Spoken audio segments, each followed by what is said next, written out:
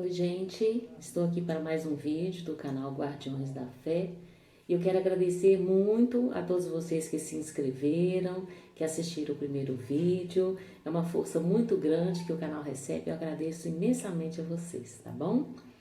Nós vamos começar então o nosso segundo vídeo e eu tenho certeza que vários aí estranharam o nome, não é? Conhecendo, né, a Satanás, porque muita gente tem até medo de falar esse nome. Mas é importante que a gente conheça quem é essa figura e o que ele é capaz de fazer. Porque o que ele tem feito no nosso meio é algo terrível.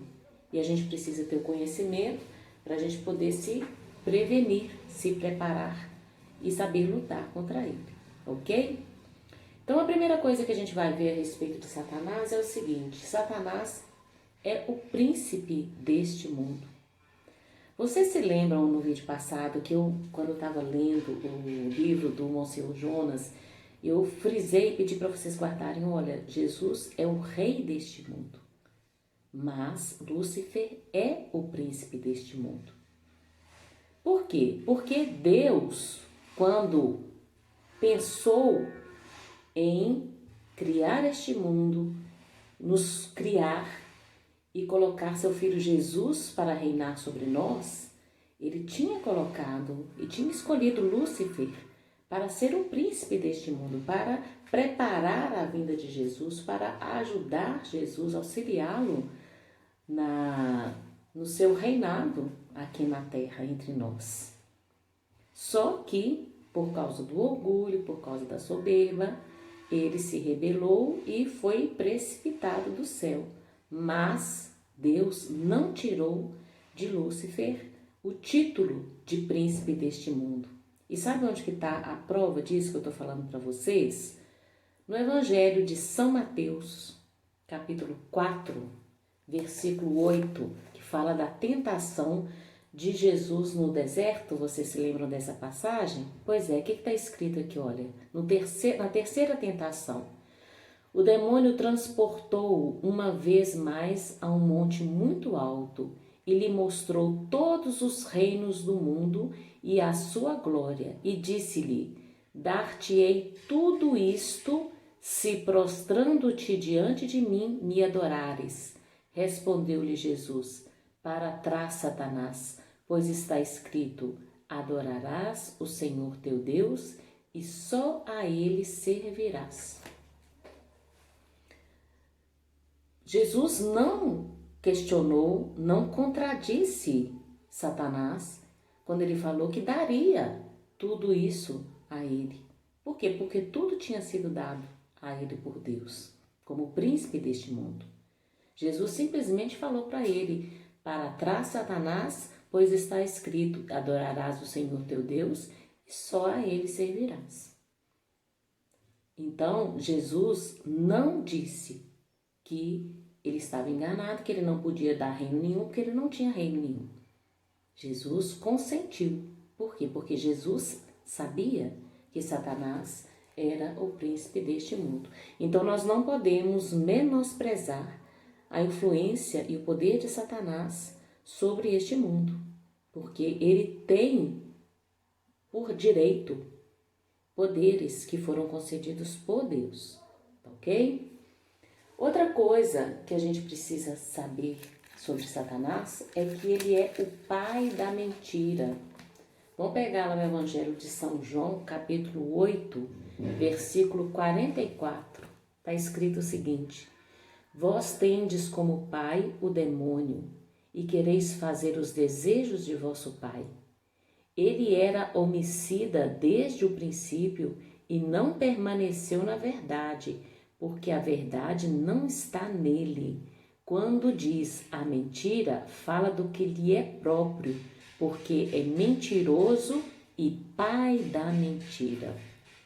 São João, capítulo 8, versículo 44. Então, qual a importância da gente ficar sabendo isso? Para você entender que a forma como Satanás age é através do engano, através da mentira. Então nós vamos fazer um passeio ao longo dos próximos vídeos sobre a história da humanidade para a gente entender a influência de Satanás no mundo, a guerra que o mal trava contra o bem desde o início da nossa história. Então a gente vai começar lá no período da Antiguidade. A Antiguidade ela começou há 4.000 anos antes de Cristo, mais ou menos quando foi inventada a escrita. E segundo os historiadores, Adão e Eva surgiram por volta do ano 2200 antes de Cristo. Então, nós conhecemos a história do Gênesis, né?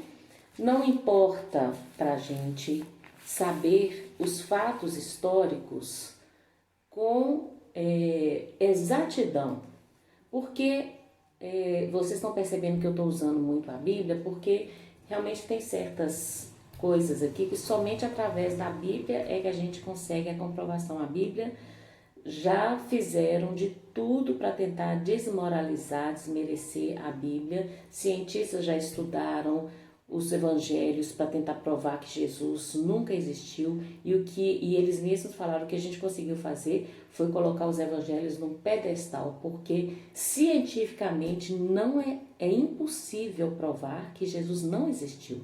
Cientificamente é provado que, historicamente é provado que Jesus realmente existiu e praticamente tudo que está narrado aqui na Bíblia é comprovado, é verdade, tá?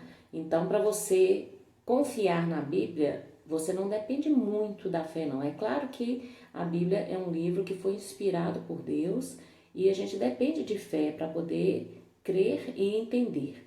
Mas muitas das coisas aqui são comprovadas historicamente, não tem muito como refutar. Agora, o mais importante da Bíblia é aquilo que Deus quer nos transmitir através dessa palavra. Não são os fatos históricos propriamente dito. Muita gente fica perguntando, Adão e Eva existiram mesmo ou não? Como que através dos filhos de Adão e Eva surgiram todas as pessoas? Irmão casou com irmão? Gente, isso são detalhes. Qual que é a importância do livro do Gênesis? A importância do livro do Gênesis é saber que nós viemos de Deus, nós viemos do amor, nós somos criados por amor e para o amor. Essa é a verdade mais importante que existe. O resto não tem tanta importância. A gente fica procurando pelo em ovo, né? Questionando coisas muito profundas, muito históricas, não tem necessidade disso, né? Tem coisas muito mais importantes para a gente poder se preocupar, né? Então, quando Adão e Eva, segundo a Bíblia, né? Quando Adão e Eva foram criados por Deus, Deus os colocou no paraíso. Deus os colocou num jardim onde eles tinham tudo. Eles não precisavam trabalhar, eles estavam nus, mas não tinham noção de que estavam nus, viviam em plena harmonia, em plena felicidade, eles eram imortais. Ok? E a única coisa que Deus falou com eles foi o seguinte: vocês podem comer de tudo que tem aqui no jardim, só não comam do fruto da árvore da ciência do bem e do mal, porque no dia que vocês comerem do fruto daquela árvore, vocês vão morrer. Deus foi muito claro, foi muito claro. Mas qual é a forma que Satanás age? Através do engano, não é? Aí Satanás chegou para Eva, todo, né, manhoso. Eva, é verdade que Deus proibiu vocês de comerem de todos os frutos aqui do jardim? Eva, não foi de tudo não, foi só da árvore da ciência do bem e do mal. Eva, você sabe por que Deus proibiu vocês de comerem daquele fruto? Porque o dia que vocês comerem, vocês vão ser igual a Deus. Vocês vão conhecer toda a ciência, tudo do bem e do mal. E a bobona da Eva caiu na lábia, caiu na conversa de Satanás. Ou seja, ela tinha escutado uma mensagem de Deus, uma ordem de Deus, e escutou uma conversa fiada de Satanás. E ela preferiu dar ouvidos à conversa fiada de Satanás do que dar ouvidos ao que Deus falou. Por quê? Porque nós, seres humanos, nós somos terríveis, gente. Como que a gente tem a capacidade de escolher sempre o erro, né? Então o que aconteceu? Primeira coisa que Satanás pegou o ser humano foi pela soberba. Todo mundo fala que o primeiro pecado, o pecado original, foi o pecado da desobediência. Houve a desobediência, sim, mas antes da desobediência houve o pecado da soberba. Quando a serpente falou para Eva, se você comer dos frutos do bem e do mal, vocês vão ser como deuses. O orgulho entrou, a vaidade entrou. E Eva desobedeceu a Deus e seguiu a conversa da serpente. E aí o que aconteceu? Eles, de repente, perceberam que estavam nus, viraram mortais e foram expulsos do paraíso. E tiveram que ralar para poder sobreviver. E é o que a gente faz até hoje, né? A gente rala para poder sobreviver por causa desse primeiro pecado que surgiu na humanidade, que foi o pecado original, o pecado de Adão e Eva, né? Infelizmente. Então, gente, o que é pecado? Tem algumas palavras que estão sumindo dos nossos vocabulários, vocês estão percebendo? Não se ouve mais, quase não se ouve mais falar de demônio, de Satanás, quase não se ouve mais falar de pecado. O que é pecado, gente? Pecado é um abuso da liberdade que Deus dá às pessoas criadas para que possam amá-lo e amar-se mutuamente. Então, gente, depois que o pecado, que a maldade entrou na humanidade, entrou na Terra, nós tivemos aí uma sequência de situações bem desagradáveis, né? Então, nós temos aí o caso dos filhos de Caim e Abel, que Caim matou Abel por inveja, né? Depois, quem quiser ler, está no capítulo 4 do livro de Gênesis. Nós temos no capítulo 6 de Gênesis a corrupção da humanidade. Eu vou ler um pedacinho aqui para vocês, olha. Quando os homens começaram a multiplicar-se sobre a terra e lhes nasceram filhas, os filhos de Deus viram que as filhas dos homens eram belas e escolheram esposas entre elas. O Senhor então disse, meu espírito não permanecerá para sempre no homem, porque todo ele é carne, e a duração de sua vida será só de 120 anos. No versículo 5 diz assim, o Senhor viu que a maldade dos homens era grande na terra, e que todos os pensamentos do seu coração estavam continuamente voltados para o mal. O Senhor arrependeu-se de ter criado o homem na terra, e teve o coração ferido de íntima dor. E disse, exterminarei da superfície da terra o homem que criei, e com ele os animais, os répteis e as aves dos céus, porque eu me arrependo de os haver criado.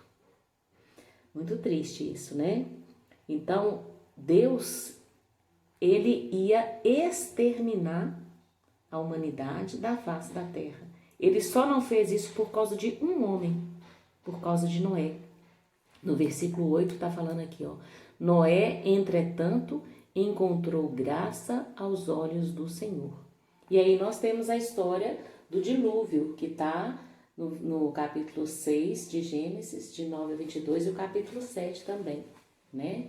Aquela história de que Deus pediu para Noé construir a arca e todos que estavam dentro da arca se salvaram do dilúvio e todos que estavam fora da arca morreram. E é interessante que a gente já vá colocando na mente a ideia da arca de Noé como a igreja de hoje. Noé e sua família se salvou porque estavam dentro da arca. Quando Jesus veio e deixou uma igreja, a ideia é bem semelhante. A igreja é como se fosse a arca que vai nos levar para a salvação eterna. Depois a gente vai falar mais sobre isso, tá bom? Muito obrigada por ter ficado até aqui. Grande beijo para você. Até o próximo vídeo. Fica com Deus.